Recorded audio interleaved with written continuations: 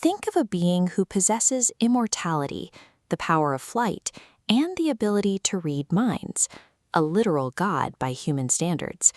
Xenia spends her days traversing the infinite cosmos. Alongside her brothers, Artix and Joey, she travels through time and space aboard a crystalline ship known as the Timagor. Yet even with the universe at her fingertips, she is entirely consumed by a distinctly human affliction. She describes the sensation of being in love as a buzzing inside her brain, an angry, trapped insect trying to get out of a fishbowl. Telepathy and time travel offer no solutions here. When the only thing a person actually desires is a mundane human connection, an infinite existence becomes a dauntingly long time to spend alone. The object of Xenia's obsession is Stuart, an ordinary Earthman she dated nearly a year ago. The problem is, Stuart currently believes Xenia is dead. During their last encounter, Xenia suffered a sudden flashback. In a state of sheer panic, she threw herself out the window of his 14th-story apartment. Stuart watched her fall. He had absolutely no idea that she possessed the ability to fly, keeping him completely blind to the reality of the woman he was dating. Now, a year later, Xenia is actively packing up her cosmic life. She instructs her brother to land the Timagor on Earth so she can track Stuart down and re-enter his world. It is an attempt to squeeze a cosmic life into a fragile human one, raising the question of how long that pressure can be sustained before something breaks. Xenia materializes on Earth and manages to reunite with Stuart, but the friction is immediate.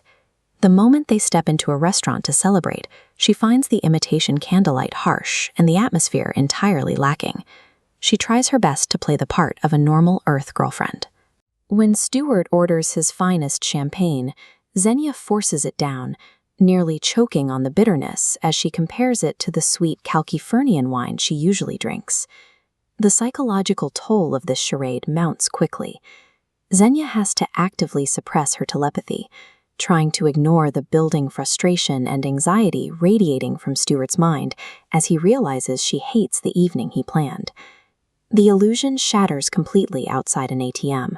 When a man is shot in the stomach during a robbery, Xenia subdues the attackers and effortlessly uses her alien powers to heal the bleeding victim, leaving Stuart utterly terrified by the display.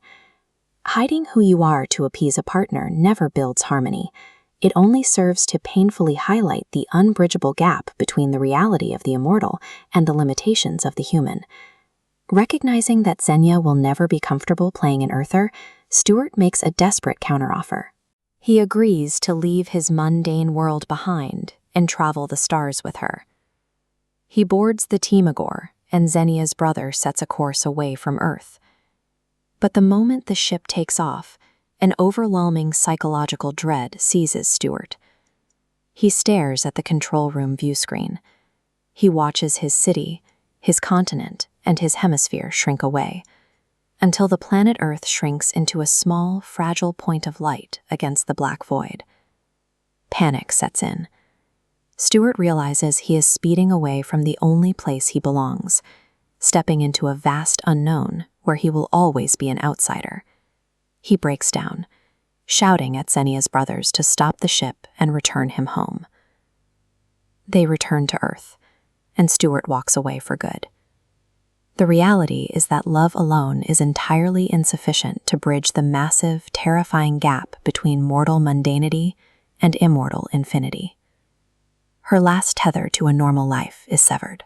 A completely broken Xenia instructs her brother to take her to Nalsis 7, a barren, lifeless rock far removed from humanity. She spends days staring into space on a mountaintop.